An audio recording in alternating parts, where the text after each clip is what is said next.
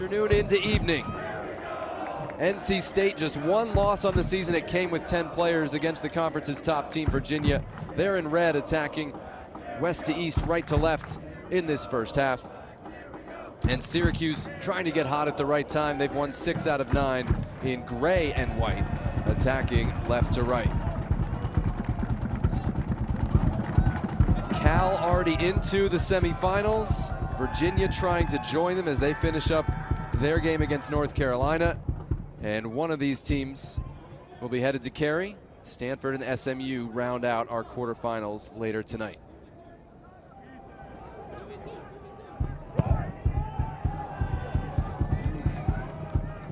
Aiden Payne gets the start up top next to Donovan Phillip. They're both after this one. When we talk about how consistent the lineup of NC State has been, that's the one spot that has rotated a bit. And Aiden Payne, a very physical forward, he's been inserted in the lineup here. Look for him to try to be that physicality in addition to Donovan Phillip against a pretty big Syracuse back line.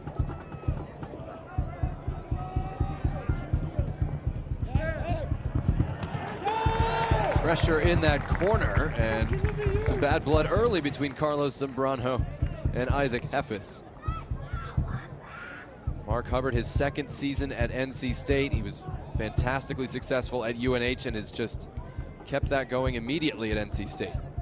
Well, it's just been tremendously impressive what Mark Hubbard's been able to do now, only his second season with one of the nation's top teams and a real national title contender in addition to, of course, the ACC tournament here. Neat footwork from McLean, but couldn't connect with the pass. It'll be a Syracuse throw.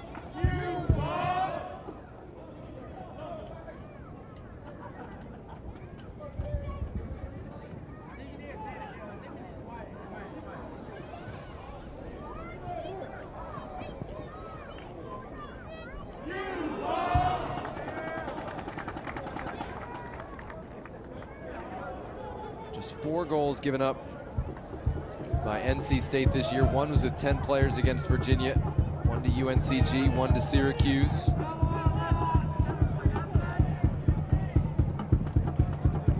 And 1 to Pitt. That was the one that broke their season opening streak, but the defensive numbers are just absurd. And I know it's a cliche, Patty, but having that kind of defense gives you such good odds going into it, an NCAA tournament, an ACC tournament, where goals are at such a premium. Well, it's cliche for a reason, and that's because it does tend to be a team who can keep the other off the scoreboard in the playoffs that can make a deep run. Certainly NC State has that. What's really impressive, though, is just how dynamic their back line is. Yeah, they keep a lot of the game in front of them, but you got to give Logan Erb a lot of credit, too, because he has made some world-class saves this year, and to keep only 4 goals allowed throughout an entire fall is just a ridiculous number.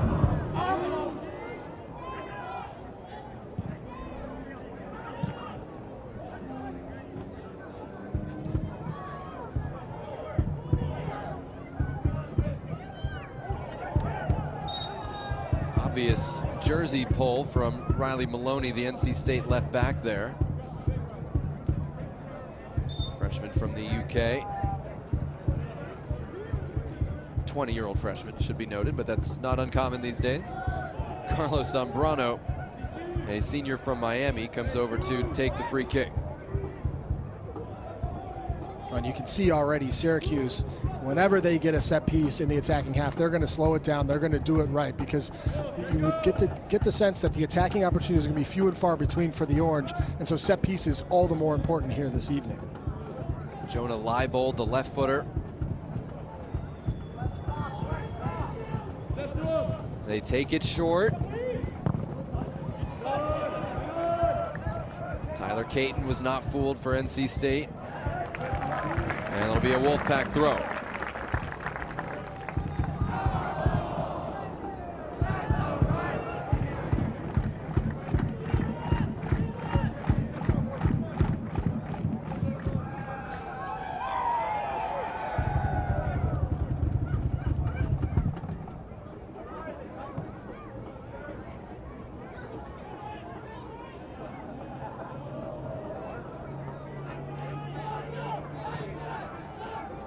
And welcome into Raleigh. Quarterfinal number 3 is already underway. 6th minute, no scoring chances to speak of yet. 3rd-seeded NC State and 6th-seeded Syracuse. I'm Jonathan Yardley, he's Patty Foss. What a fun day it has already been, what drama we've already seen. And much more still to come, we hope, in this one and in the nightcap. NC State on the attack, Riley Maloney driven low cross, Phillip over the top. The ACC's leading scorer didn't hit the target with that one, but welcome in, everybody, Patty. That's an idea of what we might expect. Well, we can expect that all night long. It's going to be an entertaining one here at Dale Soccer Stadium. But this is a good ball over the top, looking for Riley Maloney. And then this is just so sweet from the freshman. The level of technique there to put it across for Donovan Phillip. And that is a golden opportunity for one of the top goal scorers in the country. Donovan Phillip will want that one back. 15 goals for Phillip. He entered the weekend #1. He comes into today tied for 2nd. He's been a marked man, of course, in ACC play. Syracuse got off to a slow start this season, but has won 6 of its last 9, including a first-round win over Virginia Tech on Wednesday night.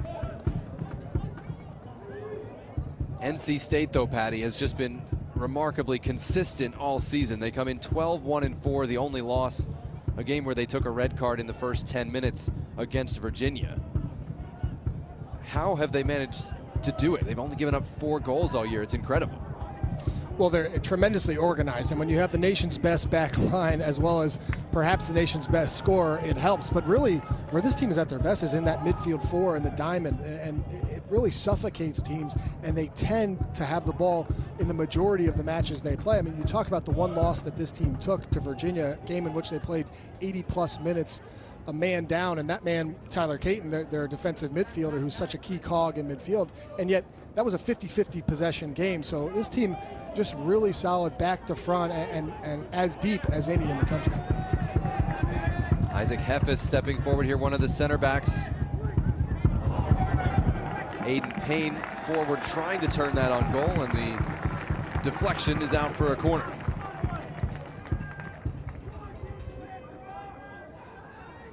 For is Tim Berdaric, 2 goals in the win over Virginia Tech. As Maloney, who you just saw hit that tremendous cross, comes over to take the game's first corner.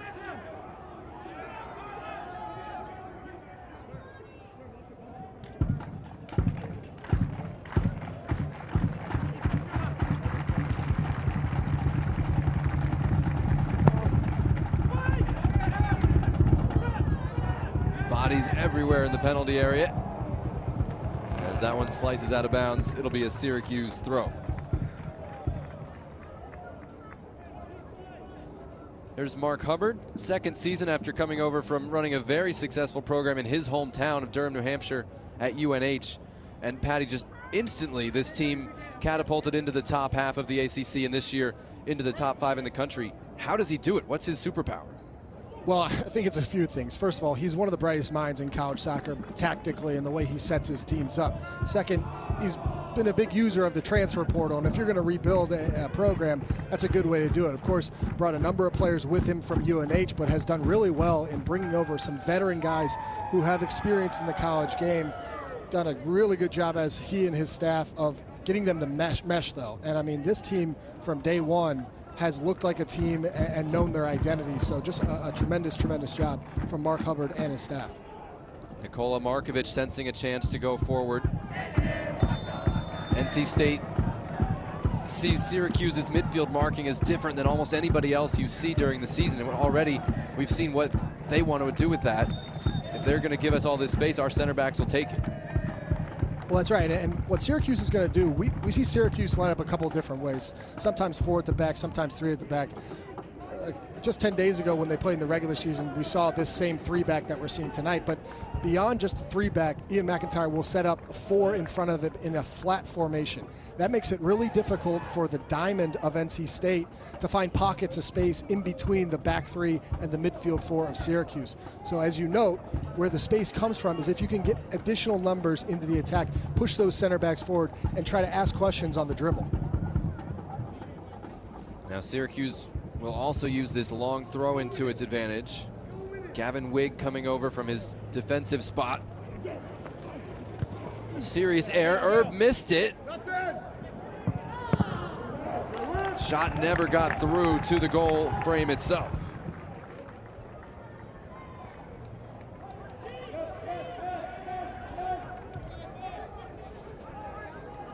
NC State only given up 4 goals all year. Their only loss was with 10 on the road, but their RPI sits at 10, Patty. What's the committee going to do with them, right? I mean, you take the RPI out of it, you're kind of like, this is a top 4 seed, right? But RPI at 10 means they're kind of going to start in that second band. I think that's right. Unfortunately for NC State, that's right, because a lot of it has to do with the strength of schedule, and they can't control a large portion of that. For NC State, though, they really want to get inside that top 8 at least. If you can't get to the top 4 and host the entire way to carry almost a home game for these guys, you really want to get inside the top 8, and so that you host until that round of 8. It's an interesting question, though. What is the committee going to do? Because the eye test would tell you they have to be a top 4 seed. If they were to win here tonight and get another win and perhaps be in the ACC championship game, I just can't imagine them staying outside that top 4. So the ACC championship, certainly the main goal, but all sorts of auxiliary benefits that could help you achieve your biggest goal, the national championship, on that path, at least for NC State. Syracuse, Patty, has a different problem at the other end of the RPI spectrum when it comes to NCAA tournament selection.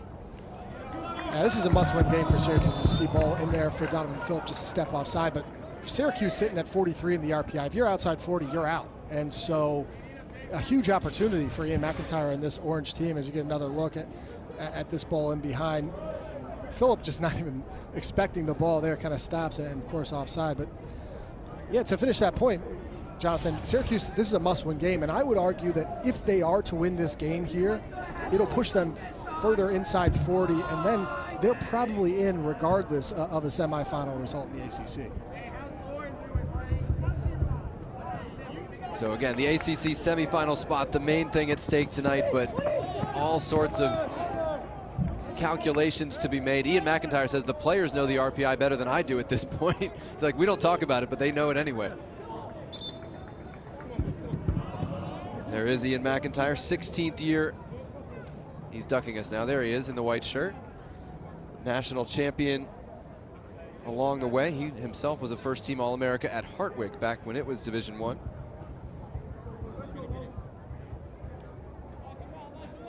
And you see that juxtaposition of the way they started versus the way they've finished since losing their first 2 conference contests.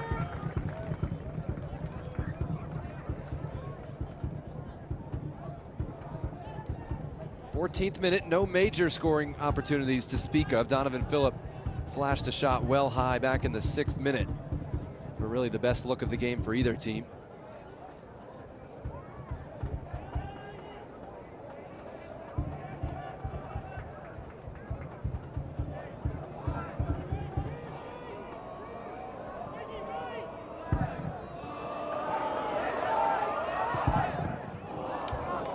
Cross kicked off the heel of Gavin Wigg and out for an NC State throw. That's been a really good start, though, from NC State. Now we've seen both outside backs in Riley Maloney on the left and Callum Tommy on the right, getting forward, overloading those wide areas, and asking questions of Syracuse when they're able to get to the end line.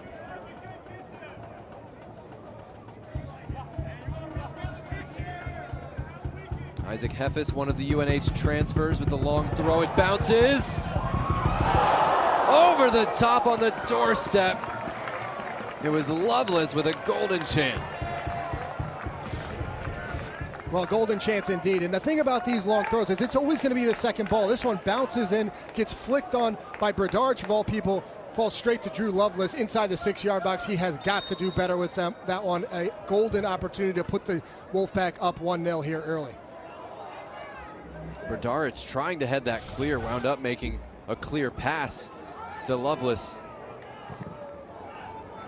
Opportunity missed for NC State here in the 15th minute.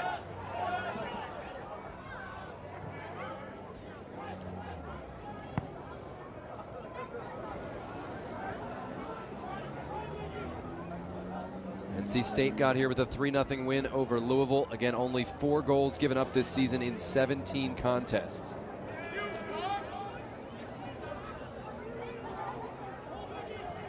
Tyler Caton got a step.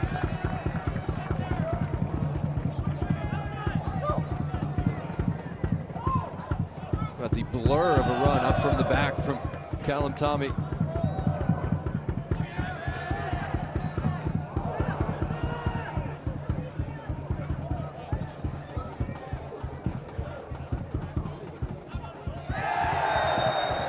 Foul whistled on the run. It was Justin McLean making the run, and this is a free kick in a dangerous spot for NC State.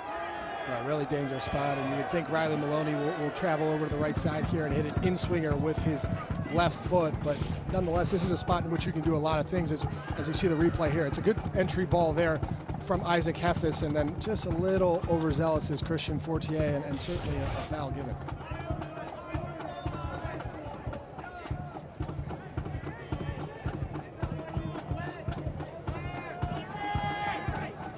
See the brain trust around it for NC State. Healy was first on the scene, but he seems to have been waved off by the combination of Caton and Maloney, although Donovan Phillip wants to discuss it as well. I think you want an in-swinger here at the left foot, so I'd be shocked if it's not Maloney that hits this one. Don't you want Phillip near the goal? Yeah. It's his shot, driven low and just wide. If you're pulling Donovan Phillip away from the goal area to be near the ball, the play's set up for him. Well, anytime Donovan Phillip gets pulled away from the goal, it's a red flag, and your ears should be perked up. This is a training ground exercise right here, and it almost works for NC State. It's a good flick back to Phillip, gets on that left foot, and man, just kisses out into the outside of that near post, but a really good free kick and well worked from the Wolfpack.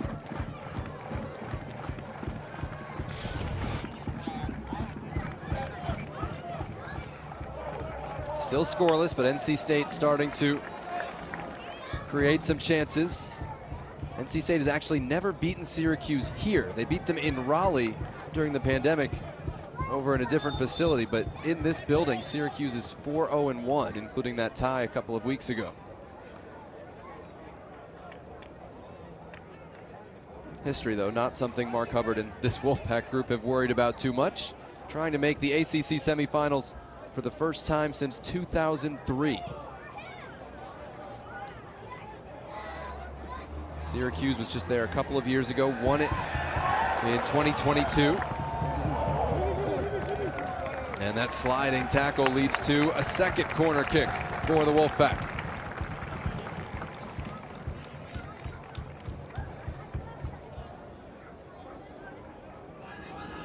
And this is always a fun part of the games here.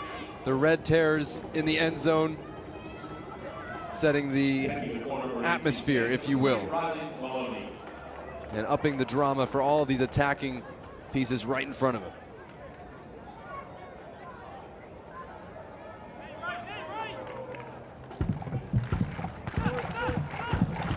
Corner's taken short.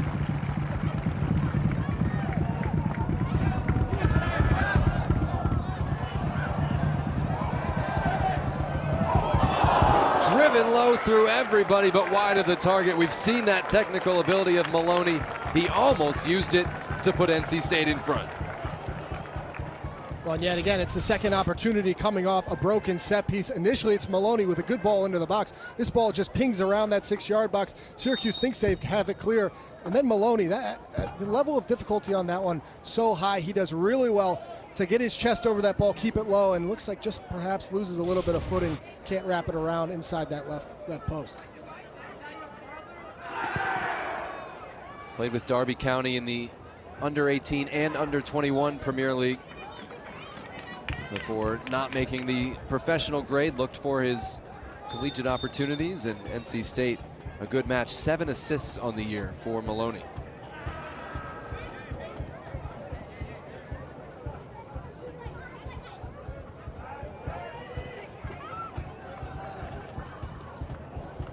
In addition to bringing in newcomers, whether they're from UNH or from abroad, Mark Hubbard has also integrated guys who've been with NC State for years into the group. It's a really fascinating mixture of personalities as that cross eludes Phillip and will run out for a throw-in.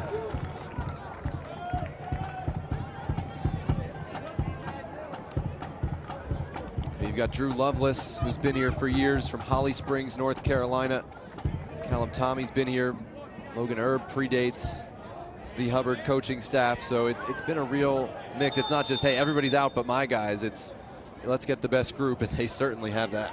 Well, when we talked to Mark Hubbard, he said that was a priority. You don't want to come in and just blow it up just to blow it up. You want to keep some of the culture, good pieces of the culture. He's been able to do that because guys like Callum Tommy, Drew Lovelace are really team guys. They love the place, they love the school, they're hard workers. And beyond that, they've brought a lot on the pitch to this team this year and are coming into their own at the right time. Aiden Payne, who's in the starting lineup. Caden Tolentino, who will come off the bench. Others in that category.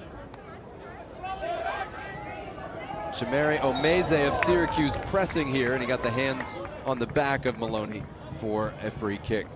Now, a reminder, the ACC Fall Championships continue Thursday. We'll be talking about these, the men's soccer semifinals, 5:30 and 8 o'clock Eastern. Both games here on ACC Network and available in the all-new ESPN app, the home of ACC Championships.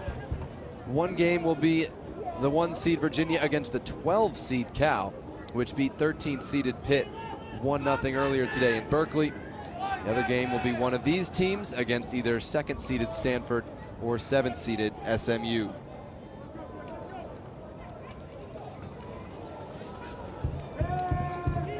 Second minute here, no score yet. NC State with a 4-1 advantage in shots. And Nikola Markovic was late on that one. It'll be a free kick for Syracuse. Markovic wears the captain's armband as a sophomore from Gatineau, Quebec, and the Montreal Academy up there.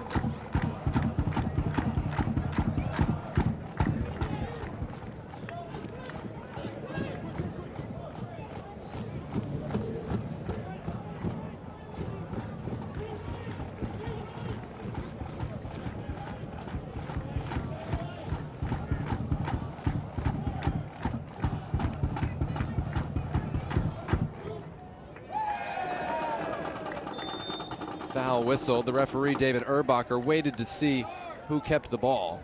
And since it turned over, the foul's whistled against Fortier, 26.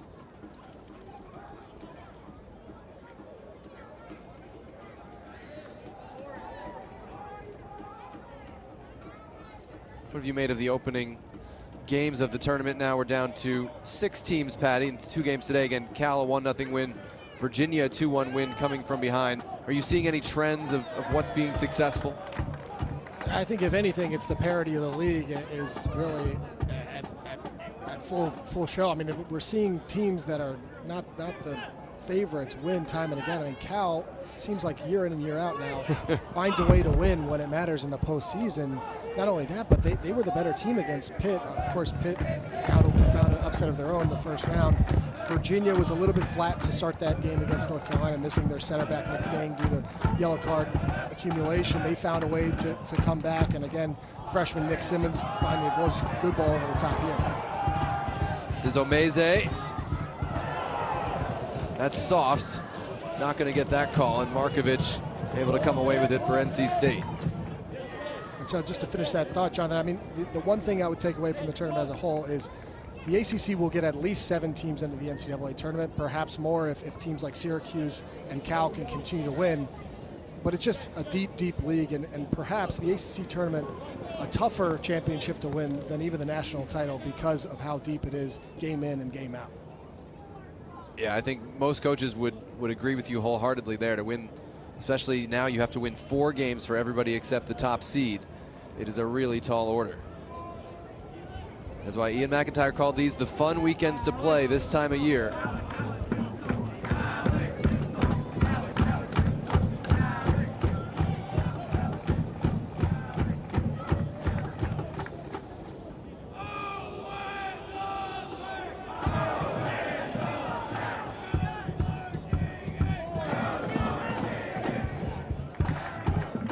This is when the pack goes marching in, you hear from the stands.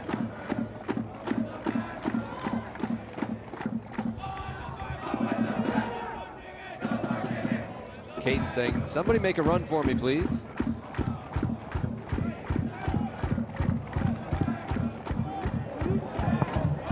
Driven from outside up into the full voice Red Terrors. won't dampen their spirits. As we look at the bracket, Virginia and Cal set to meet. We don't know which matchup will be played at which time on Thursday. And again, we had 7 games in the first round on Wednesday as well, just to get to these 8. Either SMU or Stanford will be no easy test for the winner of this one.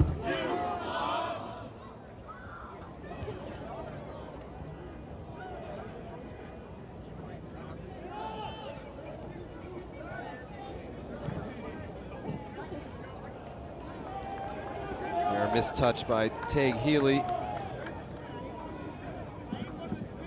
Never shy about seeing his reaction, the good and the bad.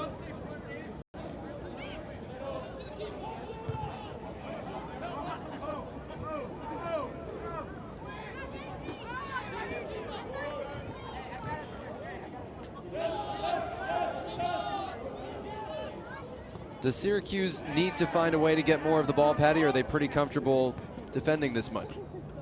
I think yes to both questions. They do need more of the ball because they've chased a lot, but they are comfortable in dropping deep and making NC State beat you from distance. That's what we've seen here now through almost half an hour.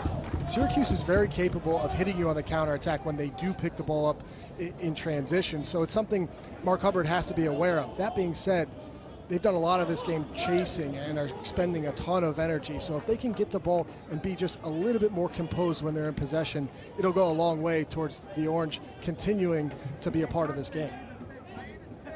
Jonah Leibold, the last member of the national championship squad from 2022.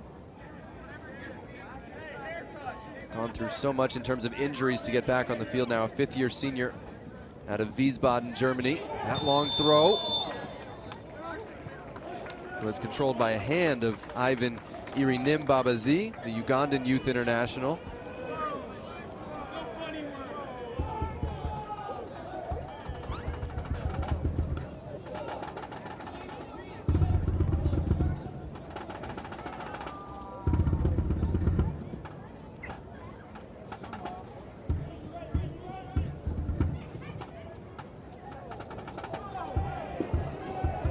Early sliding challenge from Wig, won it for Syracuse. Leibold long diagonal looking for Omeze. And Riley Maloney was there for NC State.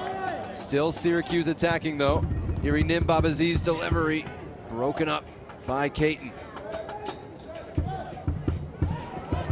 That's stripped. Omeze couldn't connect. So Syracuse's best threat since the opening 5 minutes. Zambrano, chance to let fly, the shot didn't get through. Leibold all the way over here on the right. Great delivery, and Erb, the fantastic stop on a ball hit at him from close range to keep us scoreless. For the first time, really, we've seen Syracuse with sustained possession in the attacking end. It's a really well-worked play here to get it wide to Leibold. He cuts it back on that left foot, whips a quality ball in. In the end, Omeze puts that one right at Logan Erb, but a really good chance here with half hour into this game for Syracuse.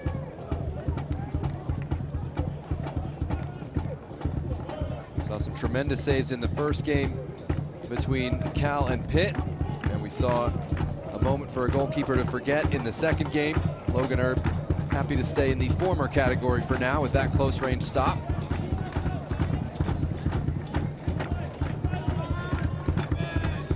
We're going to continue to see a lot of this, Jonathan, and a very deep low block from Syracuse, making it tough for NC State to get in behind the Orange. You got to stretch the game wide, and you got to continue to get service into the box. But now you see where Syracuse is going to be dangerous in that transition. If they can connect 1 or 2 passes in the attacking half, they will find opportunities to score. When these teams played October 31st, just 10 days ago, NC State with an 18-6 shot advantage. But the game finished 1-1, Syracuse coming from behind to score with 10 minutes left. And Ian McIntyre was not shy about saying, hey, we're one of only 4 teams that scored against them this year. We've got some confidence. And that goal, of course, did come in transition. One of those moments where Syracuse was dropped deep. They got out quickly in transition, ran it at the NC State back line, and scored a really good goal. I think we saw more goals than I expected on Wednesday. There were a lot of topsy-turvy back and forth games, and today's been a little more cagey. That's what they say, defense wins championships. As we get deeper and deeper into the tournament, you're going to see perhaps more and more defensive stalwarts come to the forefront. But we've seen some tremendous goals thus far, and you would expect that to continue as well. Changes coming for both teams. For NC State, Santa Maria, Lamai, DiFrancesco, and Condi into the game. We've all seen regular minutes this year in some role or another. And for Syracuse, Bryson Rodriguez and Sachiel Ming in. That's a punch from Hutt rather than a catch, so the ball's loose.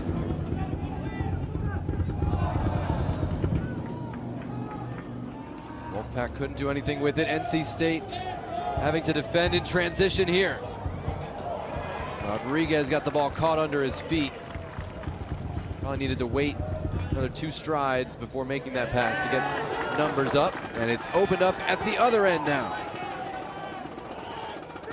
Healy jumping up and down, calling for the ball. Instead, it's the near post, and Hutt with a big stop to keep us scoreless.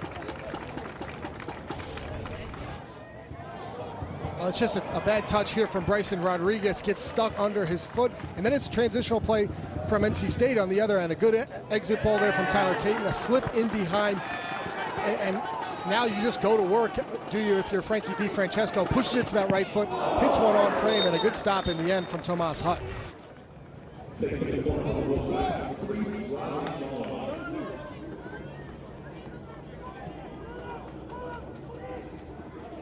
Third corner for NC State, all of them from this side, and Maloney's been the man on all of them.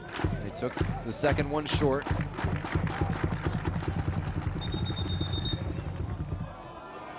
See the stack of bodies near the penalty spot, just behind it.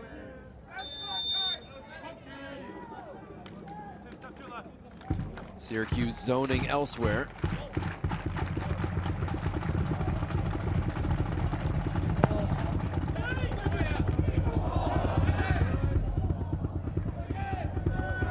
Hutt punches that one to the corner, and it'll be an NC State throw. Transferred in from Army when decided to see if he could make soccer a bigger part of his future. Now second year as the Syracuse starter, Tomas Hutt.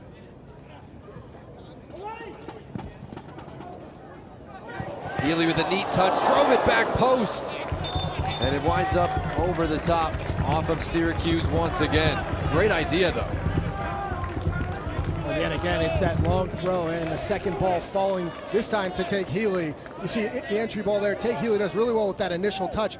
Crosses one in and looking for Frankie DiFrancesco. Can't quite find a red shirt, but the set piece is now starting to add up for NC State, and you get the sense it's only a matter of time before they find the back of the net.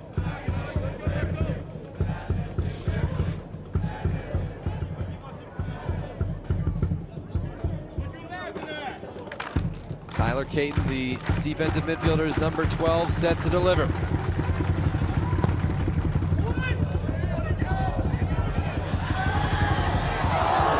Headed off the line and into the arms of a grateful Hutt. So much pressure from NC State as the ball was headed back across. Well, we're 34 minutes into this game, Jonathan, and NC State's just about done everything except find the back of the net. Yet again, a golden opportunity on a set piece, and only to be denied off the line by the Syracuse defender. But man, oh man, Syracuse, bend but don't break. They've done so well to keep this a scoreless match.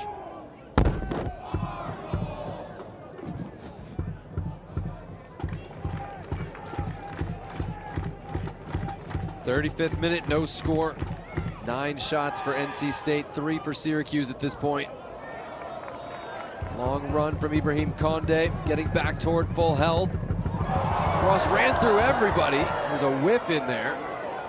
We'll stay with NC State. I guess it wasn't a whiff if this is going as a Wolfpack throw. And again, it's that ball over the top, looking for the speedy Conde. He does really well to pick his head up there. It's the right idea. Cross that one back across frame. Just takes the slightest of deflections off Garrett Holman and doesn't allow for the onrushing Wolfpack attack. That sets up Hefes's throw.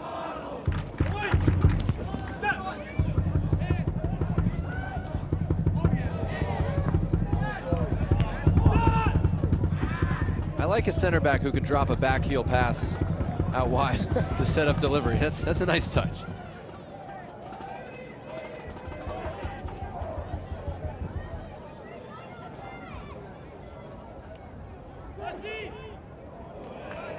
Inventive chip from Healy, that's what you'll get from him. Sachiel Ming got a touch for Syracuse and a chance on the break here.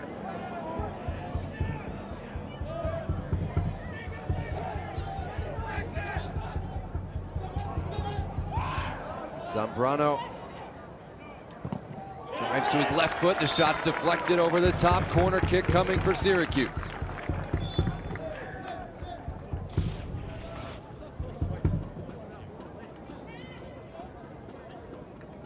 Well, just taking you back to the best opportunity of this match, which was the ball off the corner falling to Frankie DiFrancesco, only to be denied there by Tim Bernard on the line.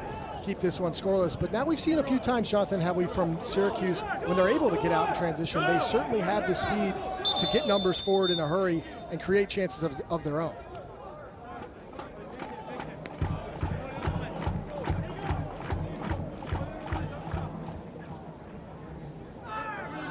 Sachiel Ming from Bermuda came to the U.S. as a teenager to attend the Northwood School.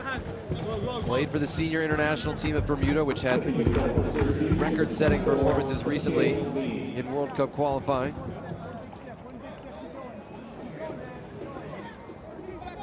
Certainly tonight feels more like home than Wednesday's game in the rain up at Syracuse.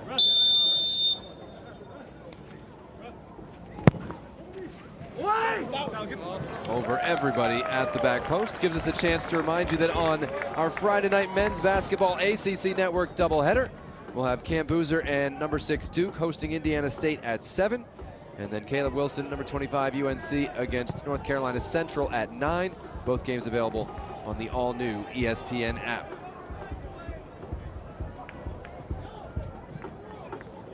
.37th minute here, no score, but the scoring chances have increased lately. NC State with more of them, as you see Bright Nudarnucci.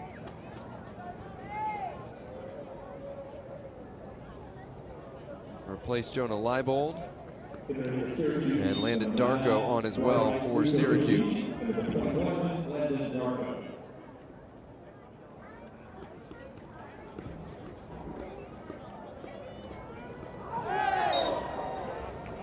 Free kick coming out for NC State. Mark Hubbard and the Wolfpack felt like that first game with Syracuse got extremely physical, and having done it once, they'd be well prepared to see it again less than 2 weeks later.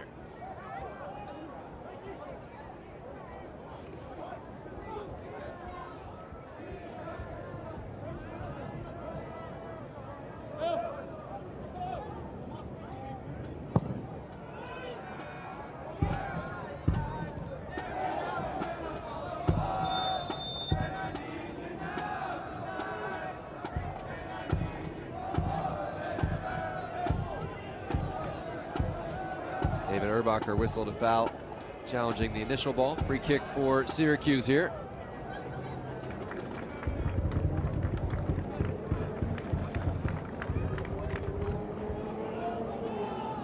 Made the College Cup twice, NCAA tournament 9 times Syracuse under Ian McIntyre.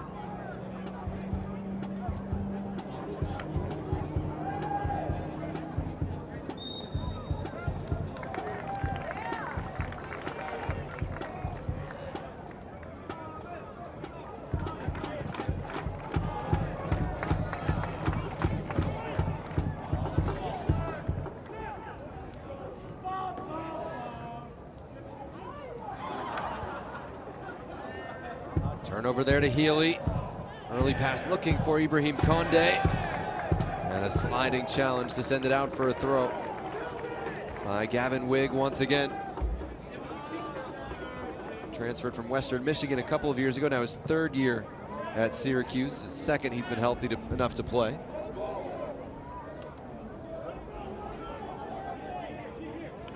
Heffis from Brookline, Massachusetts, one of those UNH transfers.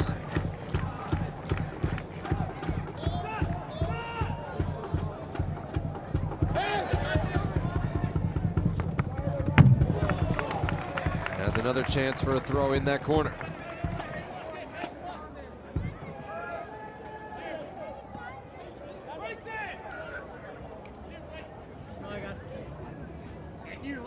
A lot of traffic in front of Tomas Hutt.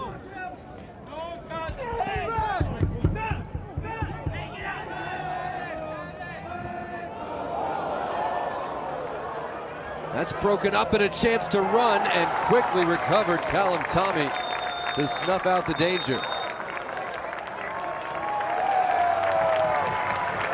Or did he?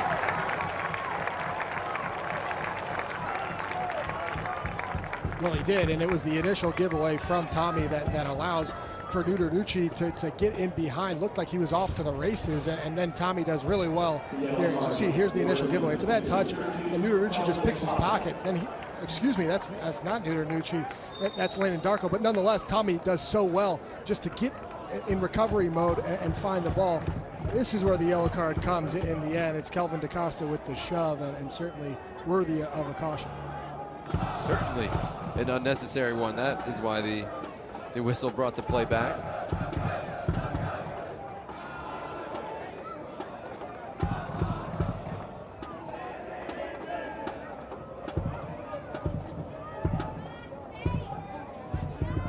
Markovic with a little hesitation.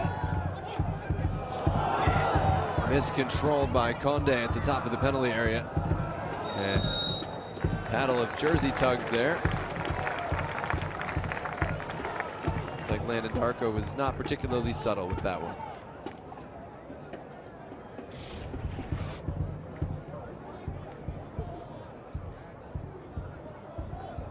Darko's just trying to turn Heffis there, and touch gets away from him.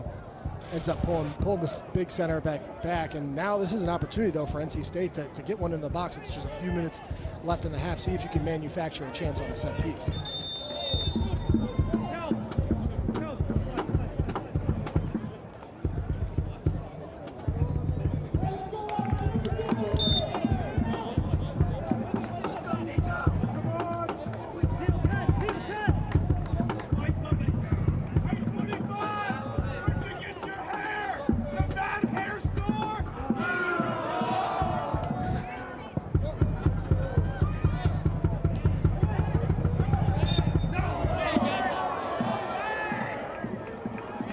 Foul count ratcheting up here as we come down the home stretch of the first half.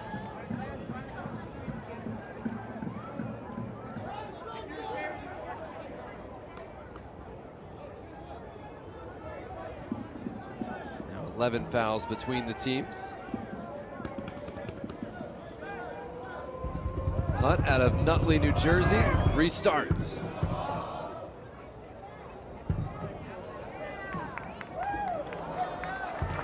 This is Conde, grad transfer from UNH, originally from Montreal.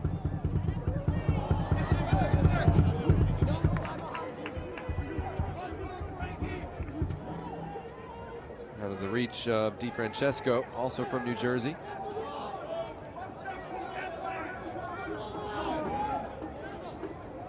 .789 for the uninitiated is a very good save percentage. Logan Erbs on the other side, of course, even better at .897, but these two right at the top of lots of these statistical charts in the ACC.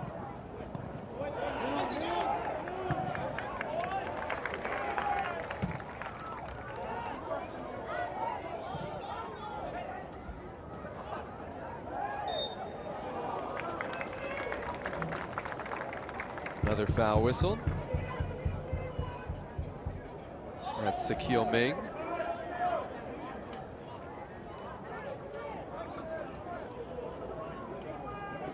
Like the old school, wear a tie to every game on the sideline look from Ian McIntyre. I feel like that's got to be good, or some good karma. you're coming to be a professional, you dress as a professional, and certainly Ian McIntyre, one of the greats of the college game, it's as professional as they come.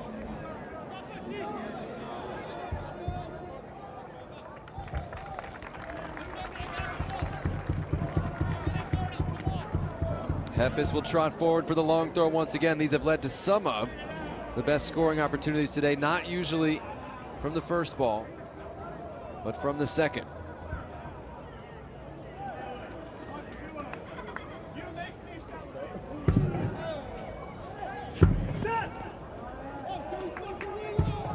Syracuse able to deal with the first, and great recovery speed by Heffis to make sure there was no transition opportunity. There is 1 minute remaining in the first half. 1 minute. Came off the hand of Bryson Rodriguez. Freshman born on Long Island, but from Liberia in Costa Rica.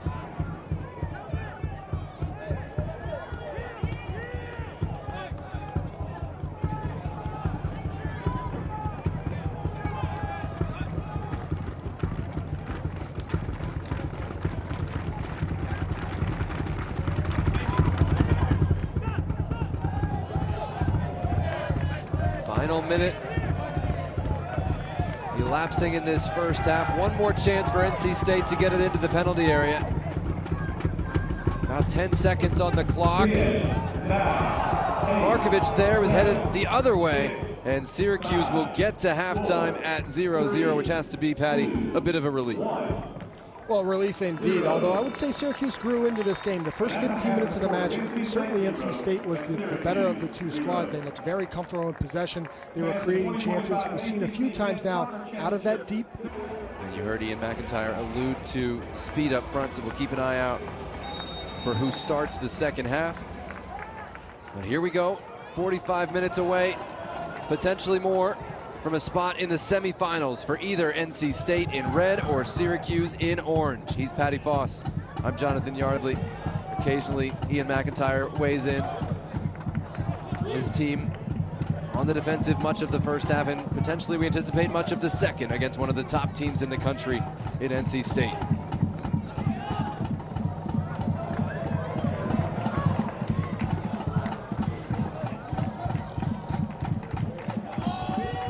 Berdaric, who had the clearance off the goal line in the 34th minute to keep Frankie DiFrancesco's effort out.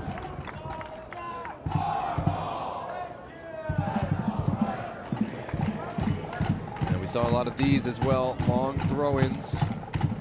Isaac Heffis from NC State can reach the 6-yard box.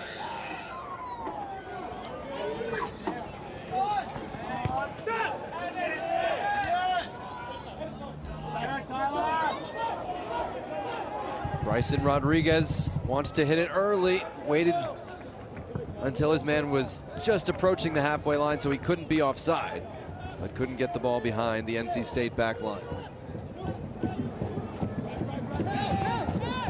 I'd ask you what changes we expect to see, Patty, but I think both coaches have told us nothing right off the bat. They're going to keep playing it pretty much the way they have been. And NC State will see if they can make that breakthrough. Yeah, and I don't think too surprising. It was an impressive first half from NC State. You saw where they can be good in possession and the tempo of the game, getting the ball into wide areas and creating chances. But this is what you're going to see from Syracuse in that block of 4 and block of 5 in front of them, making it really difficult for the Wolfpack to play behind. When they do get in possession, though, look to spring forward, and those transitional moments are going to be so key on both sides of the ball. Michael Aqua in for Syracuse. When Ian McIntyre was talking about speed, that's one of the guys he had in mind. Junior from Ghana by way of the NAIA powerhouse, Lindsey Wilson. 1 goal, 6 assists last year, has been in and out of the lineup this year.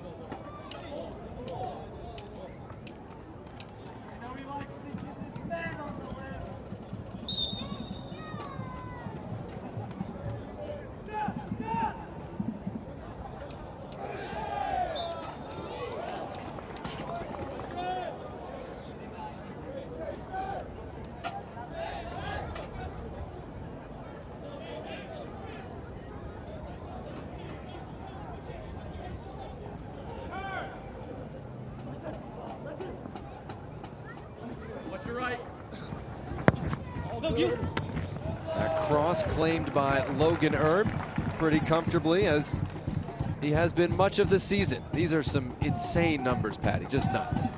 Well, insane indeed, and that shutout number is a little bit questionable to me because he only gets a shutout if he plays all 90.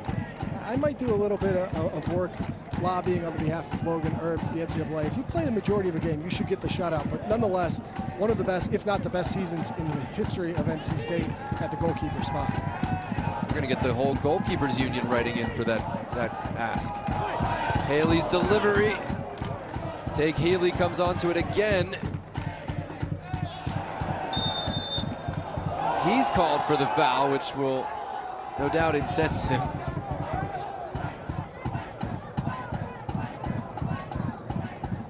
It'll be a free kick for Syracuse coming out. Just skips up on Healy a little bit awkwardly, and maybe an obstruction. I'm not sure. Healy going down a little bit easy, but could have seen that one going either way.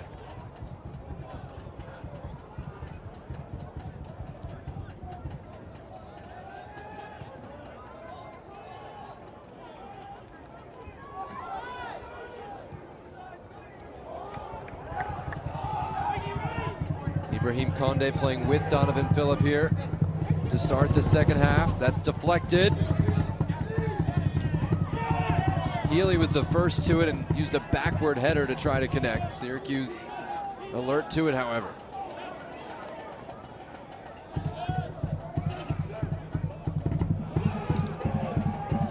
Really good tackle from Bryson Rodriguez to win it for Syracuse.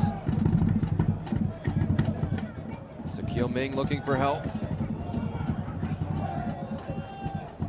Syracuse gonna need these moments.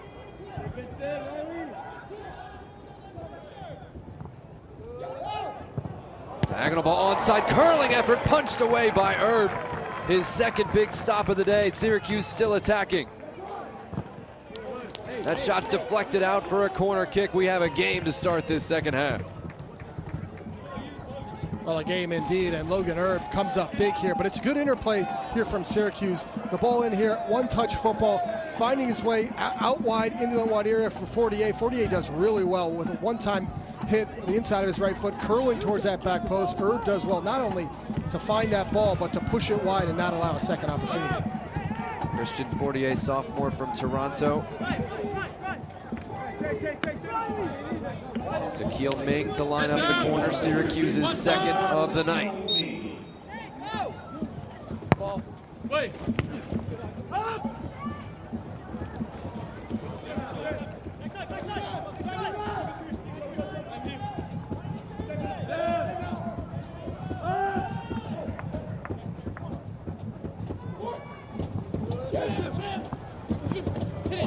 Cut back, wide open look, and Syracuse has broken through.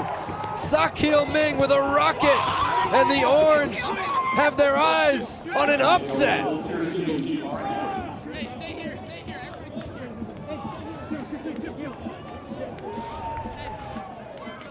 Well, it's well worked again here from Syracuse. It's driving from 48, pushing that ball wide to Chimere Omeze. A good cutback in the end, finds the feet of Sachiel Ming. He makes no mistake, though, pummels this one home with the left foot and finds the game's opening goal. NC State has given up 5 goals all year. Sachiel Ming has 2 of them.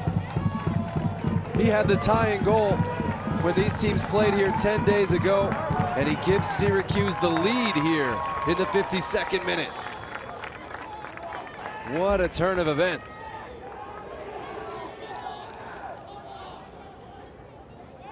It wasn't a flash in the pan, Patty. This built on those moments of possession, those moments of successful transition we saw late in the first half, and creating several chances before that goal was finished. Well, that's right, and that's where Syracuse has been at their best, when they can find 1 or 2 passes to interplay in that attacking third. We saw it moments before the goal was scored, but a similar play in which they can play inside and back out. They have the ability, the individual talent, to have these moments of brilliance.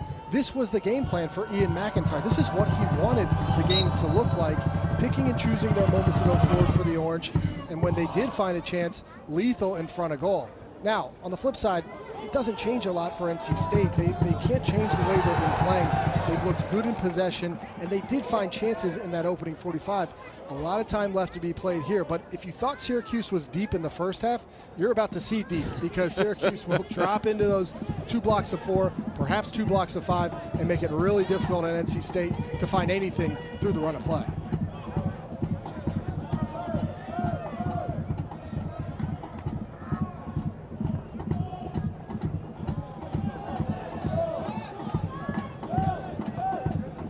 Syracuse 8-2-1 this year when scoring first.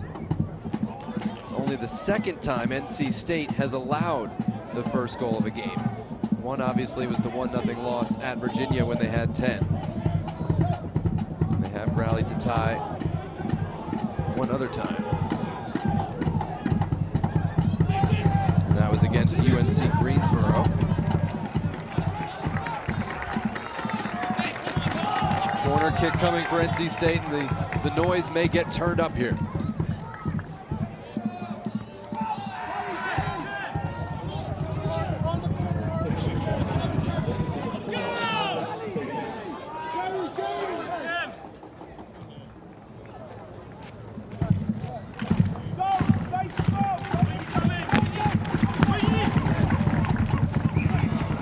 Set play over the top again. How many times can they miss over the top from inside the 18? It fell to the right guy for the Wolfpack, and he couldn't live up to his season-long form. Well, it's another training ground set piece here. A little bit stumble there from Tyler Caton, but a really good clip there from Drew Lovelace to find the man you want with the ball inside the 18-yard box in Donovan Phillip. This is another fantastic opportunity on a set play for one of the nation's top goal scorers. You got to get your chest over that ball, and you got to put it on frame to test Tomas Hutt. I feel like they're saving their best set piece material for these games, where they had a lot of extra time this week to come up with new stuff.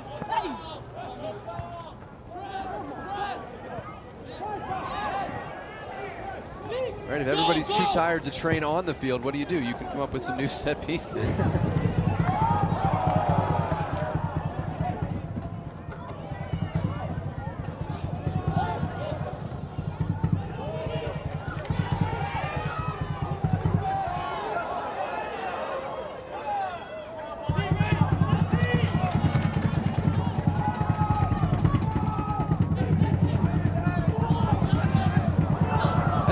Bicycle kick clearance out of trouble. Necessary or not, we welcome that addition to the game.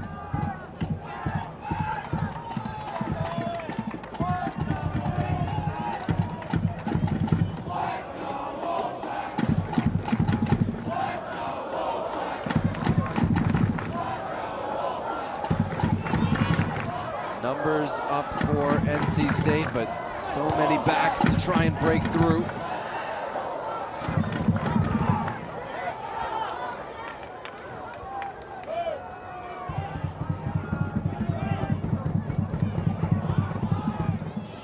Tommy, we haven't seen him get forward that often today. Battle with Sachiel Ming.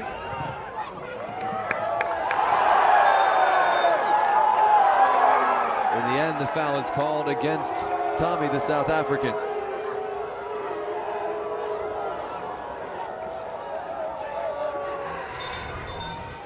This is Northwood against Northwood, by the way. Callum Tommy also went to the Northwood School in New York.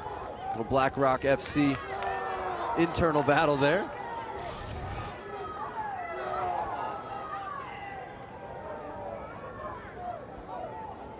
Callum Tommy was a cricket player, but there was a guy fixing the gas tank in his home. It turned out to be a soccer coach, invited him out, and the rest is history.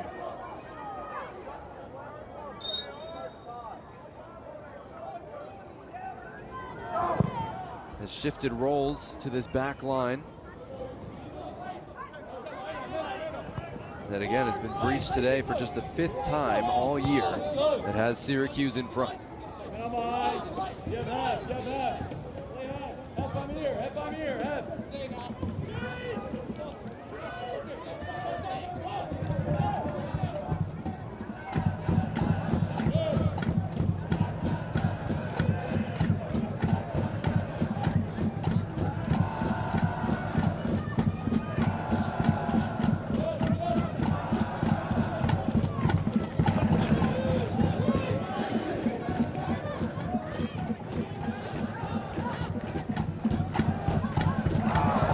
one's played through for Lovelace.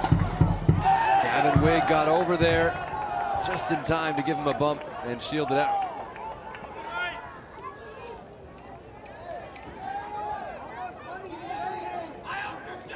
Now a reminder, the ACC Fall Championships continue Thursday night. One of these teams will be playing 5:30 and 8 Eastern, the nominal kickoff times for the semifinals, available on the ACC Network and the all-new ESPN app, the home of ACC Championships. Virginia will be there, Cal will be there, one of these teams will be there, and either Stanford or SMU will be there, so we'll have at least 2 reps from the 3. That's a giveaway. Ming on it, trying to make it 2-0 with the right foot, pulled it wide. Syracuse had numbers up. Sachiel Ming called his own number, and for once, it didn't pay off. Yeah, and perhaps the wrong decision here from Sachiel Ming. It's a bad giveaway in the middle of the field from Logan Erb. Sachiel Ming has Bright Nutarnucci on the left side. He puts it on his weaker right foot and ultimately pulls one wide, but that is a golden opportunity to find a second goal for the Orange. I mean, he's got 40% of the goals NC State has allowed all year, so you give him some license that, hey, maybe I'm the guy to do this, but there were open players. Well, you give him some license, maybe I give him some license, but if I'm Bright Nutarnucci, no license, because he was wide open there and could have had an opportunity of his own. Nonetheless, you can't fault the sophomore from Bermuda for calling his own number.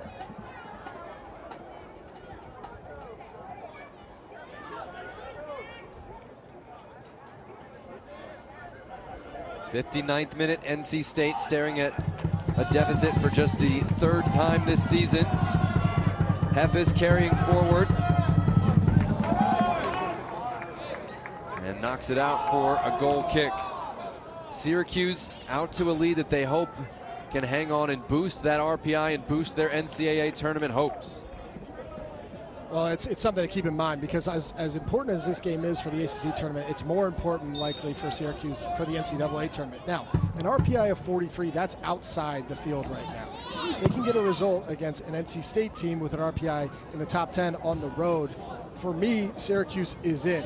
Now, I know the bubble is likely 35 to 40, and they will likely be in that range, but a team trending and finding results in the postseason, especially in the ACC tournament, if this result holds, I don't think the committee can keep Syracuse out. Patty Foss, my resident RPI expert, and Syracuse 6-2-1 in its last 9 games coming into this one. Trying to move up the ranks if they can hold this result. Again, 48 teams make the NCAA men's soccer field. It's not 64 like the women's side, and you have the automatic qualifiers, so that's why Patty says you need to be under 40 usually in RPI to have a good chance.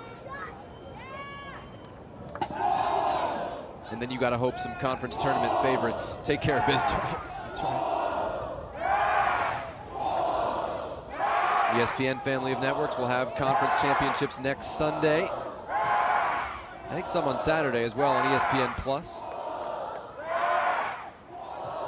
including the ACC final from Cary, North Carolina. They would like to paint it red, but they need to at least tie this one up to stand a chance of that. Heffis stepping forward into the attacking third, lays it off. Gavin Wigg, Ian McIntyre said he was good on the left side of that 3, and he has been rock steady tonight as well. Well, he has, and he's had a tremendous number of blocks to keep NC State out. As you get a look at the ACC in the RPI, anyone on the left side there is in. Clemson certainly at 29 is going to be in the field. I would think Duke also comfortably in.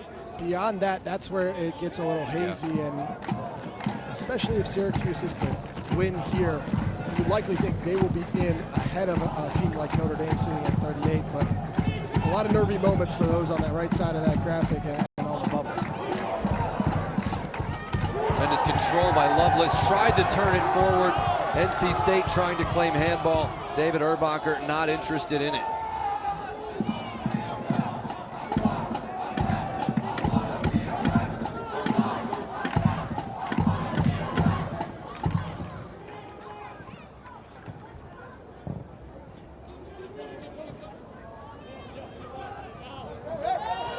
Tommy heads it back to Erb.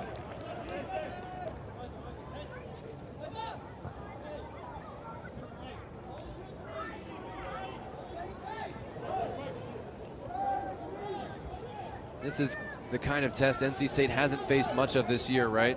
We've seen them, we've said they're so consistent. Great backline, great midfield, great attacking players. How do they respond when the chips are down? Mark Hubbard and company trying to prove that they can tonight.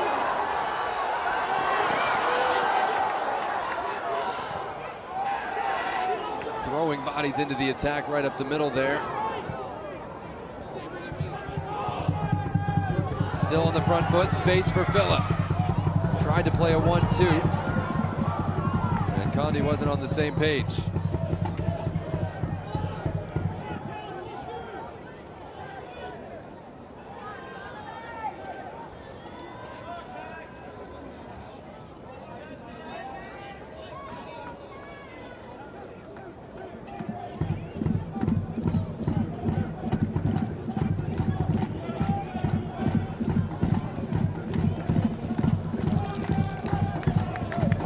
Wearing the captain's armband, lopes forward.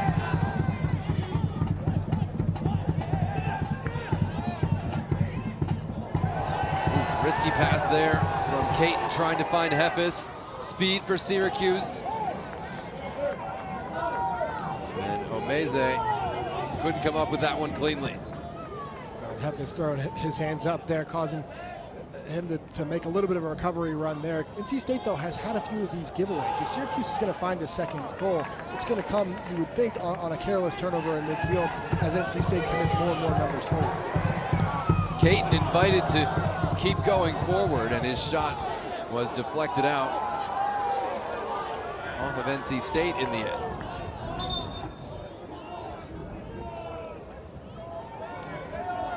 Justin McLean returns here, replacing Tomas Lamai. If you look at NC State's resume, RPI up to 9, and of course, they wanted to go even higher to try and get as many games at home as possible. Well, there's two numbers really to keep an eye on, and those are the top 16 in the tournament will get a first round bye. You would think, regardless of result here tonight, NC State would be a top 16 team, but if you can get inside the top 4, this is an NC State team that can play really at home throughout the NCAA tournament. You see a missed time tackle there. Garrett Holman got his timing wrong and gets a yellow card as a result.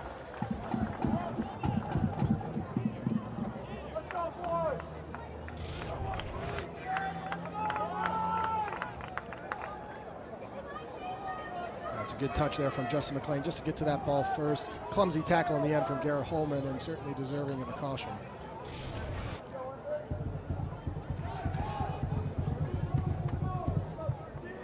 Sophomore from New Jersey, went to Andover, played in the New England Revolution Academy.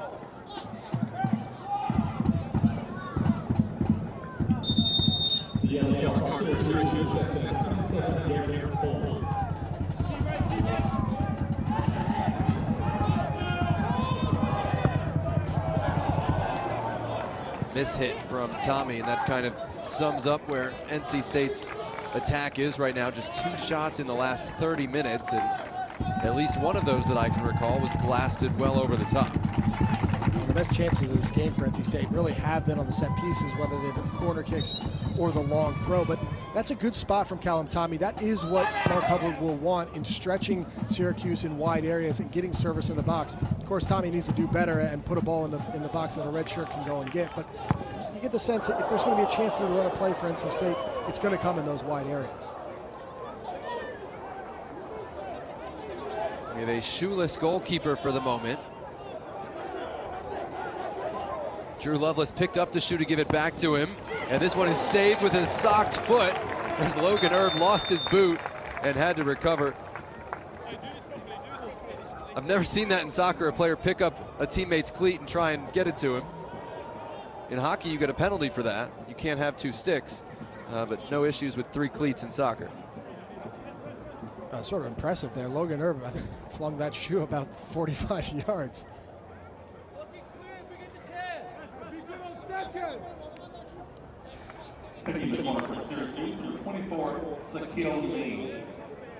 Syracuse saying, why can't the clock run while he's getting his equipment back together? Yeah, let's get us going. Let's go. We got it.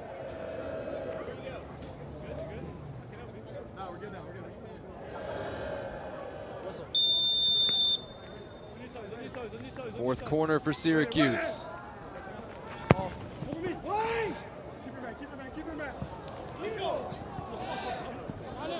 Game effort from Chimere Omeze, sophomore from Brampton, Ontario in the Toronto FC Academy, but he couldn't catch up to it. Yeah, I mean, you heard Mark Hubbard at halftime saying it's really the execution that we're lacking right now. The theory, the game theory and getting into the right spots, that's all working. But we've seen it both in terms of the finishing and in terms of some of these sloppy passes at the back. Yeah, I think the sloppy passes really are a question mark and a concern from Mark Hubbard, because Syracuse continues to have some success in taking the ball off NC State deep in their own half when they shouldn't be creating chances. They're almost gifted some of these half chances. There you see another one go awry. NC State's going to need more quality in possession if they're going to climb back in and find an equalizer in this game. And what do we talk about when we start talking about NC State? We talk about how consistent they've been all season. And such wayward passes have not been a feature, obviously, of a season that's been so strong. Carlos Zambrano returns. Again, no re-entry in the second half in men's college soccer, second year for that rule change. So the guys you're bringing in now are the guys you expect to close this thing out.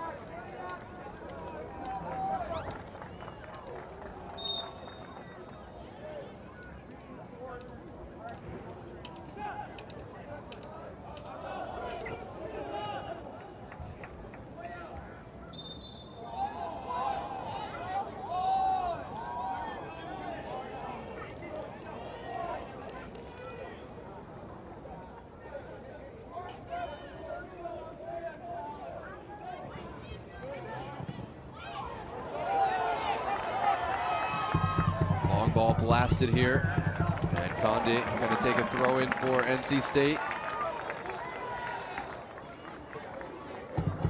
And they haven't faced too many of these challenges of having to play from behind this year. Hutt came for it, one-handed punch. He's still out there, and NC State can't take advantage.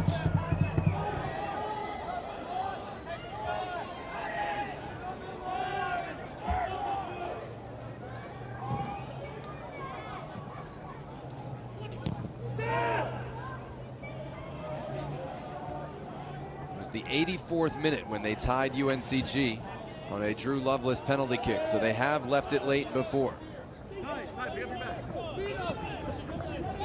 Defending right here. That effort, oh, tipped over by Logan Erb. Tremendous stop to keep it a 1-0 game.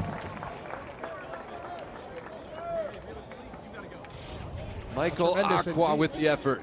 It's an individual effort from Michael Aqua, just cutting in on the left foot. That one is destined for the upper corner. That's a really world-class save from Logan Erb to push this over the bar and keep it a 1-0 game. But yet again, seemingly out of nowhere, Syracuse finding good chances on that NC State net. That was a really impressive look. Don't foul. So how does Aqua have one goal of the year with that kind of ability? David Erbacher will stop the clock. Hey, stay with it, come on. It's going to be a time-wasting warning. Or is he worried about the spot at any rate? Clock won't restart until Carlos Zambrano puts it back in play. Ref, you let me know. Yep. Don't foul. Let him tell you.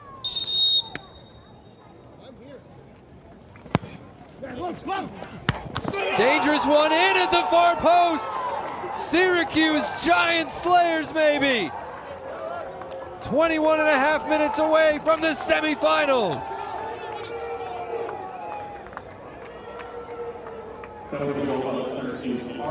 There's no touch here. This is an Olympico from Carlos Zambrano. There's 14 players in the 6-yard box on both sides. This one goes directly in off that far post. Zambrano whipping a ball in, a ton of traffic in and around Logan Erb, and that one untouched to find the second goal of the game.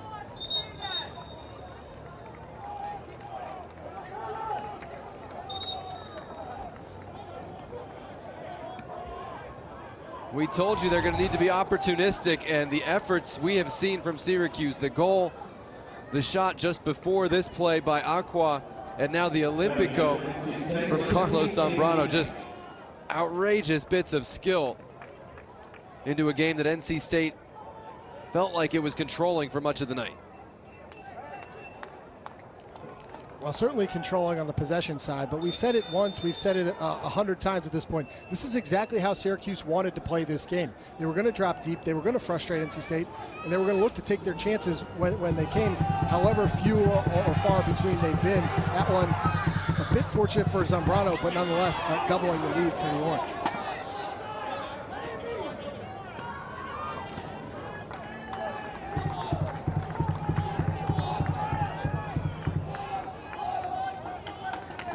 How will the Wolfpack respond? 2-0 deficit now. Back post. A lot of bodies flying.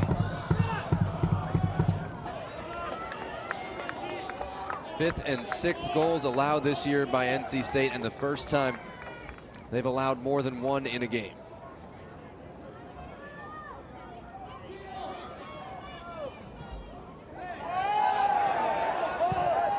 We've seen Syracuse make surprise runs in the ACC tournament before. They're number 6 seed. This is not huge, but again, the way NC State has played much of the year, and as airtight as that defense has been, the 2-0 score is raising eyebrows across the country.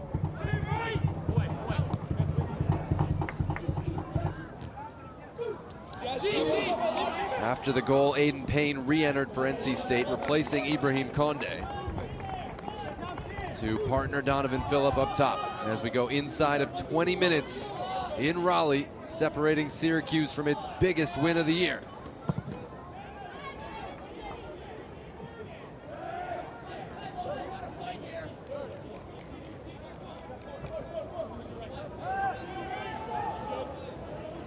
SMU and Stanford stand by on deck. There's another poor giveaway and a chance for Syracuse. Collision behind the play as well.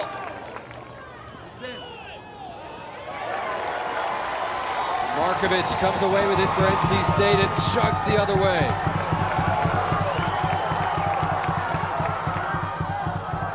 Oh, look at Gavin Wigg. Read that and step hard for Syracuse. So well anticipated. Big switch, and Fortier saw it. Again driven, Erb with a punch away, and NC State having to defend as much as it has all year, with the exception of that Virginia game.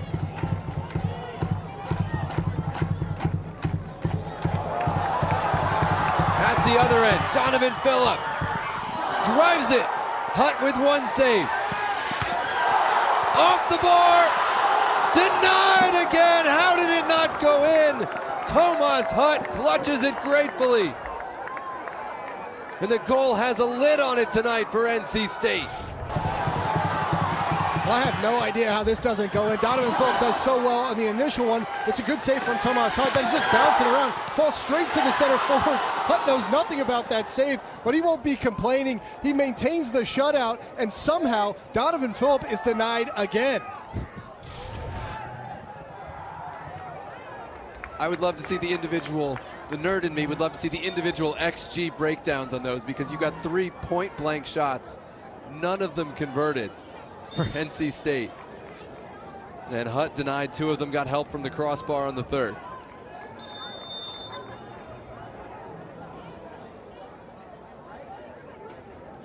Y'all, we wanted action, we got it tonight. Not just the goals, but the chances and the saves. Just outstanding to watch. It's got to be so frustrating if you're an NC State player, just to have so many quality chances and yet still looking for that initial goal. If you're Mark Hubbard, though, the messaging has got to be to continue to go at Syracuse and continue to find chances, because you get the sense that if one goal comes, perhaps the second would follow directly after. But such a frustrating night offensively thus far for the Wolfpack. You saw Leibold and Iri Nimbabazi back in for Syracuse to try and hold this.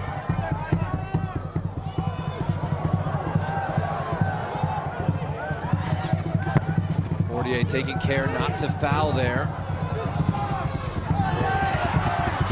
Healy drives it and Hutt down to catch it. Not a full hit from Tague Healy there.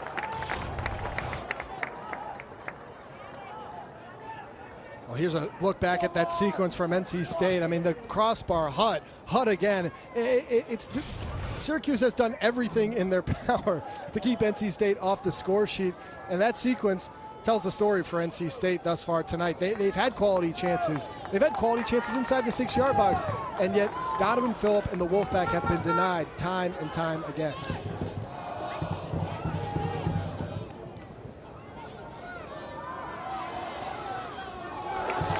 Still NC State coming. Holman, it looked like, just tracking that run for Syracuse. We've seen some frantic, wild endings in ACC play alone this year, so 15 minutes, as you said, Patty, is enough time for 2 goals or something wild to happen. Aiden Payne going shirt tug for shirt tug with Berdaric, and it's just going to be an NC State corner.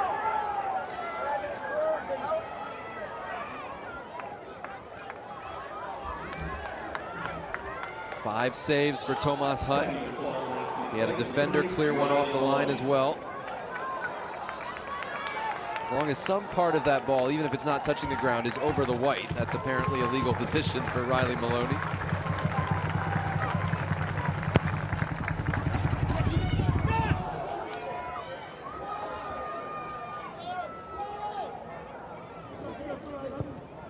Callum Tommy puts it back in the middle of the field.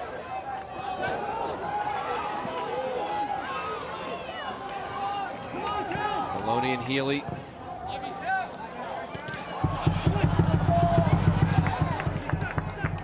Put it in a dangerous spot once again. And NC State will continue to apply pressure here. Final 15 minutes to play in Raleigh.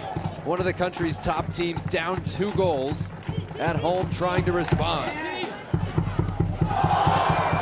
Denied at the near post again. We always say it's going to be the second ball. That was from the primary delivery on the long throw.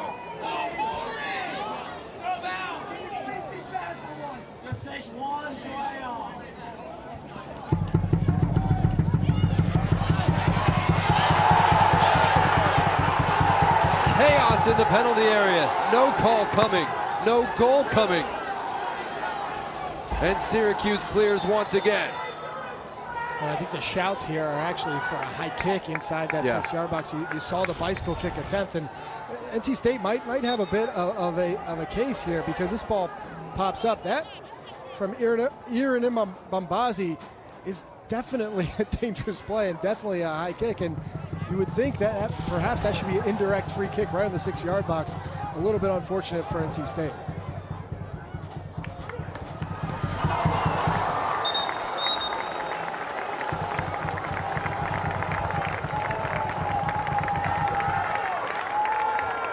I don't need to say anything at this point. It's Tomas Hutt making saves on repeat. Another corner coming for NC State.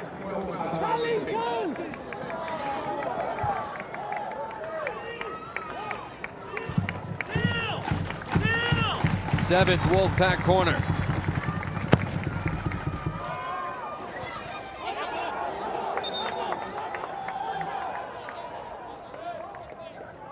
Wow, how did we get here? Syracuse under pressure much of the game, but has found 2 goals, Patty, of great quality. Well, 2 fantastic goals. It starts here with Sachiel Ming, a good interplay, gets it wide to Omeze, who puts a ball across, and then it's the Olympico from Carlos Zambrano. Syracuse packs that 6-yard box, makes it really tough for Logan Erb. He sees it late, kisses off the far post, and a 2-0 lead for the Syracuse Orange.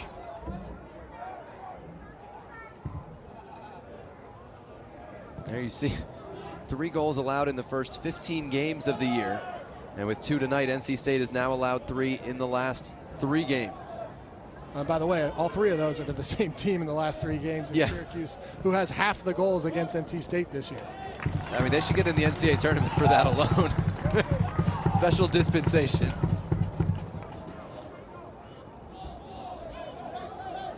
I guess Pitt would be the only team to score against NC State this year and not get in the NCAA tournament.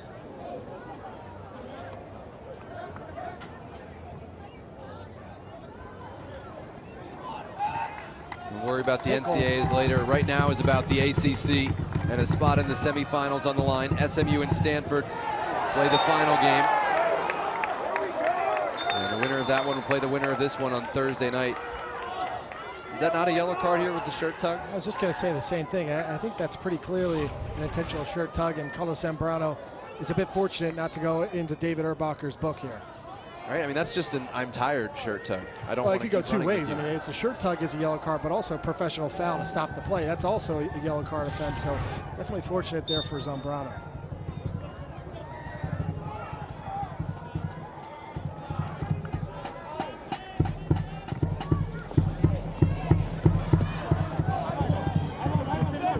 From the free kick, McLean tried to keep it in. That's given away right back to NC State, but the weight of the pass not right for the run of Healy, and it'll be a goal kick. We started the day in California, and on the ACC Network, we're headed back there. The Bank Twins and Stanford getting ready to take on SMU on the farm.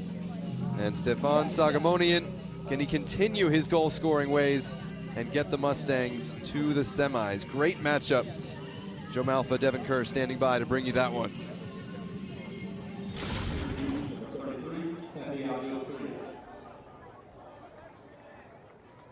Santiago Frias in for Syracuse for the first time. Grad transfer from Albany. Another Canadian. That's one of the main pipelines for Ian McIntyre's crew.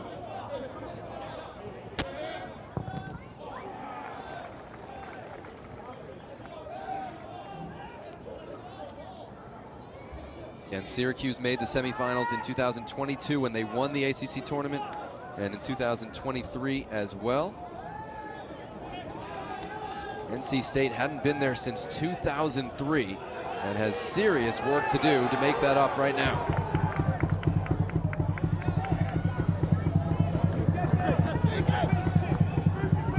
Coming back for Healy, that's broken up.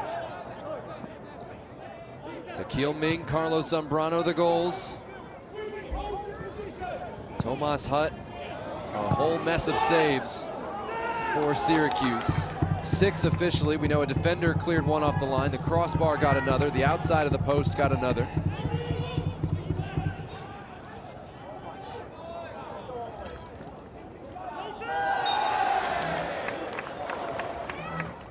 Iri Nimbabazi with the foul. NC State the quick restart.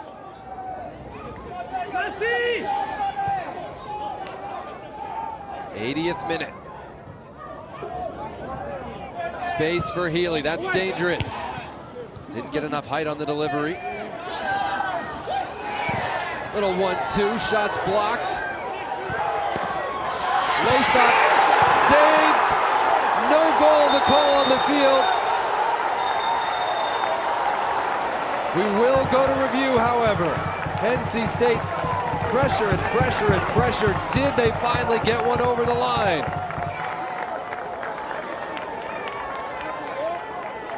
All eyes at David Erbacher for the call.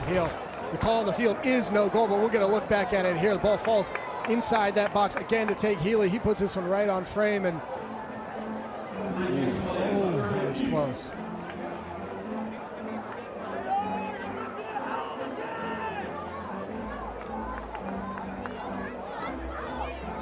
I don't think so, Jonathan. I mean, it's tough to tell because you're not looking directly across the line, but the whole ball has to cross the line in order to be called a goal. With the call on the field being no goal, I find it hard to believe that there's definitive evidence to change the call and give NC State a goal here. Yeah, I'm with you. You need a goal line camera to really see that. The AR on the near side did have an angle on it. That's his call on the field. And that call was, it did not cross the line. The whole ball has to cross the whole line. Whoa. It's it's really impossible to tell there, although I lean towards that not crossing the line. We've kind of said it's only a matter of time before NC State can break through and find the initial goal. Well, maybe it was going to be Syracuse who scored on themselves if they were going to. Nonetheless, I do not think this will be called a goal for NC State, but David Erbacher taking a long, hard look at it. It's Garrett Holman doing everything he can after the ball caromed off him to keep it out. You know, and the look there with the shadows and, you know, do you see green between the ball and the line? It can all be pretty misleading from that far away and from that angle, but David Erbacher's got the best angles possible. We know his opinion. Tomas Hutt says no way.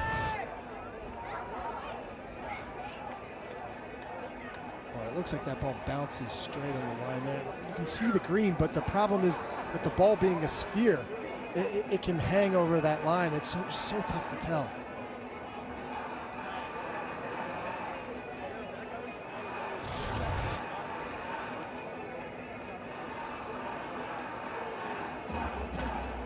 It is the referee's call. He's the one who gets to see the footage and make the final decision. Again, call on the field was no goal, and David Erbacher has made up his mind.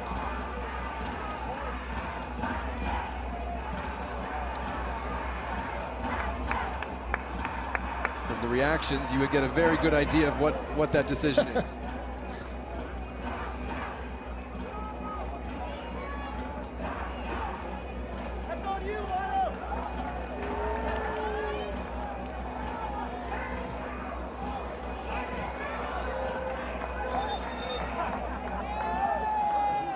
Usually they make the signal and then give us a call. He looks like he's just ready for play to go on.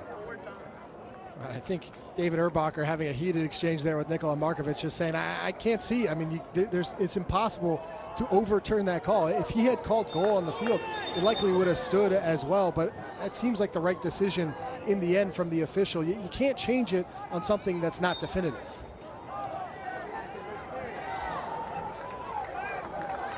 So no definitive look to overturn the call. It's no goal. We resume with the drop, and NC State furiously attacking, chasing a 2-0 deficit. 8 saves now for Tomas Hutt in the Syracuse goal. 2 balls cleared off the line by defenders. 1 crossbar, 1 outside of the post. But remember, at the other end, Logan Erb has made at least 2 very high-quality saves as well.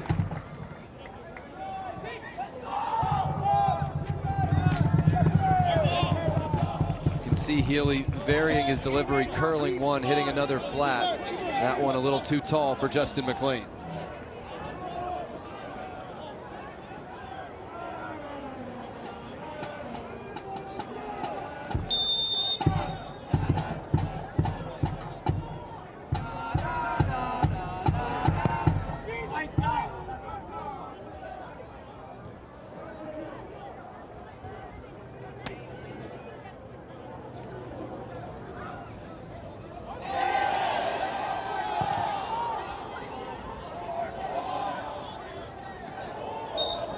Yeah, that came off the hand. Zambrano's really pushing his luck tonight.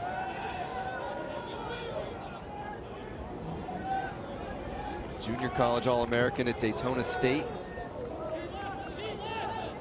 Only played in 12 games last year for Syracuse, scored once. He's got 5 goals this year, including an Olympico that has made this a 2-0 game.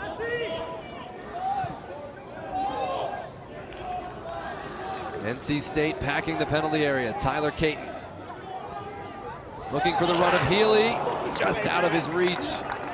Goal kick coming for Syracuse. And that's the kind of night it's been for NC State. It's a good look there from Tyler Caton, just trying to clip this one over the top. A really good run out of midfield from Tate Healy, just a step behind the ball in order to find the ball and a chance on frame. But NC State, for as good as they've been in possession, have just lacked that final moment of brilliance in front of the net to get the opening goal.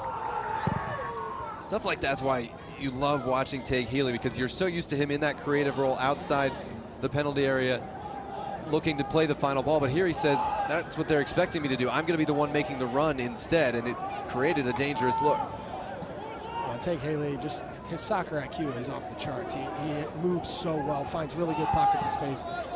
Is a magician with the ball. But as you know, and you see again there, his off-the-ball movement is second to none in the conference, and couldn't quite get to that one, but a quality run out of the field. A reminder, after Thursday's semifinals, it'll be Friday night men's basketball doubleheader on ACC Network. Duke against Indiana State at 7 with Cam Boozer. North Carolina against North Carolina Central at 9 with Caleb Wilson. And both games available in the all-new ESPN app.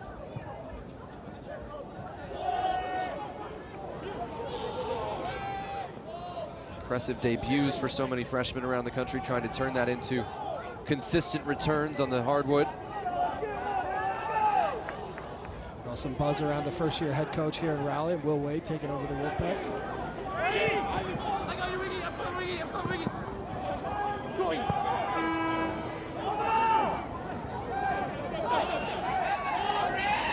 Second year for the soccer head coach, Mark Hubbard, and they hoped it would be an ACC semifinal, but big hill to climb right now, 6 minutes to go.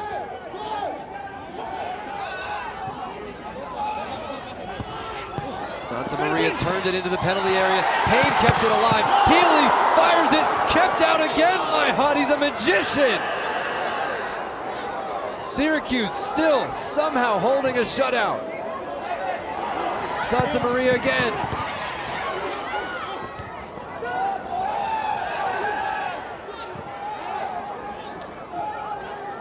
This is unreal.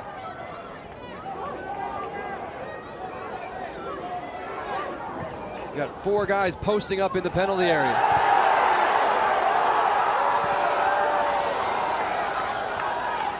Herb out to midfield to retrieve the ball. Don't know how that Healy effort didn't go in, other than some really big palms from Tomas Hutt. Well, Take Healy doesn't know either. I'll tell you what, this is one of the best performances I've ever seen in between the pipes from Tomas Hutt right now. Corner kick coming for NC State, but we got to go back and see how this one didn't go in. Well, you think it's only a matter of time before NC State's going to score, but I'm not sure that's the case. I mean, it's just time after time, chance after chance. This time, Hutt comes back across the goal and somehow gets a big left paw to that one. I mean, the dude is having just an unreal night for Syracuse at the goalkeeper spot.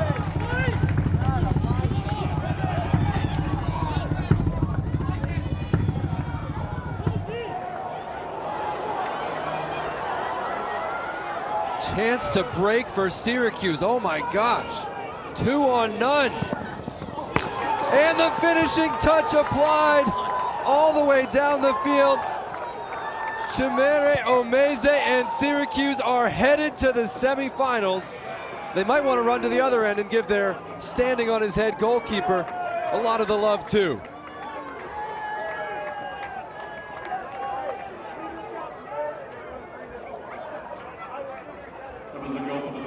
Well, this one is all Chimere Omeze. It's a ball in, and the second ball, it'll pop out here. Chimere Omeze does really well to go up and win this challenge here.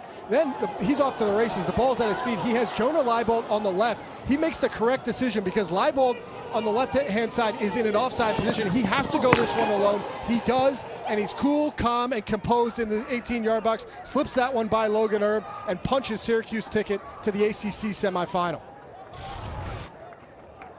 4 goals scored against NC State all year, and Syracuse has 3 tonight. They now have more than half of the goals scored against NC State, 4 of the 7 for the season.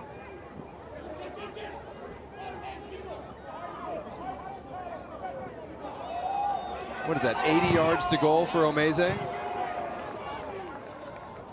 I think it's probably even longer than that. I mean, I was tired just watching him run, but it really was a tremendous play to have just the head among him to keep his composure and not play the ball to Leibold, because Leibold, while he looked wide open, looked to be a step or 2 offside, and so really well done for Omeze to keep his composure and slot that one home.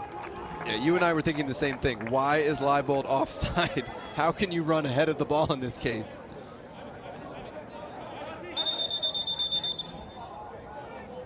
If you're joining us looking for Stanford and SMU, we're going to get you out there quickly, but this game has just been ridiculous. We hope you'll stay with us for the finish. Tomas Hutt, the Syracuse goalkeeper, has 8 saves. 2 plays have been cleared off the line by Syracuse defenders, one of them by millimeters to prevent NC State goals. And at the other end, Syracuse has scored 3 really good ones against an NC State team that has only given up 4 goals all year coming in. So this has been a wild night as the wild ACC Men's Soccer Championship continues. Number 12 seed Cal is already into the semifinals, and now number 6 seed Syracuse looks like it'll join them. The number 1 seed Virginia is there as well.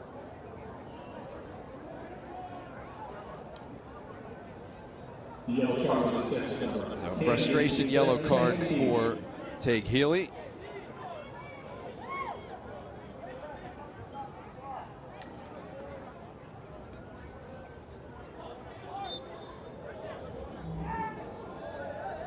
I'm just stunned right now, Patty. Like, you know every team has a chance. You know Syracuse specifically has a chance. They just played a 1-1 tie 2 weeks ago, but to see this game go like this is pretty incredible.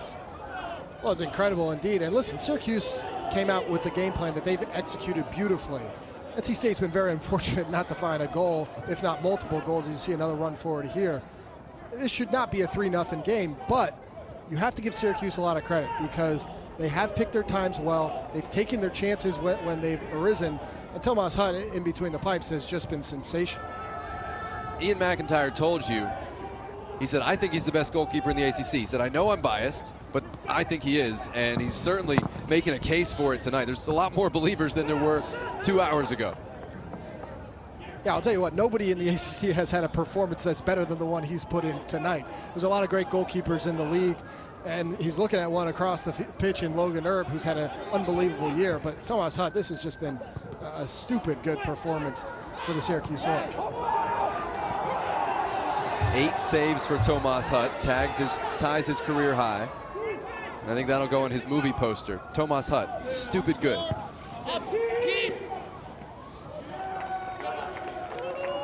I mean, I don't know if you could hear, but the Red Terrors behind him were saying, seriously, can you please just take 1 play off? The Red Terrors have been loud and they've been rambunctious. They've put in another quality performance as the NC State supporters section, and they'll be disappointed, but this will be a team that will see numerous home games in the NCAA tournament if they can make a deep run. Yeah, they're going to have more cracks at it here. Team that came in number 9 in the RPI.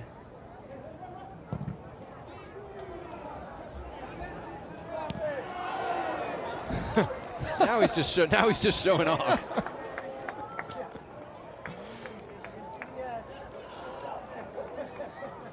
What a day, Patty, in the ACC Men's Soccer Championship. This is our 3rd of 4th quarterfinals. Stanford SMU coming up next. Where are we? Because this has been wild so far. Well, where we are is Syracuse has put in the best performance we've seen in the postseason. NC State take nothing away. They deserve a lot of credit. They looked really good for a large portion of this game. They dominated possession. They just couldn't find a way past Tomas Hutt. Syracuse, on the other hand, they came in, they dropped deep, they picked their times in transition, they scored some sensational goals, and that man, Ian McIntyre, yet again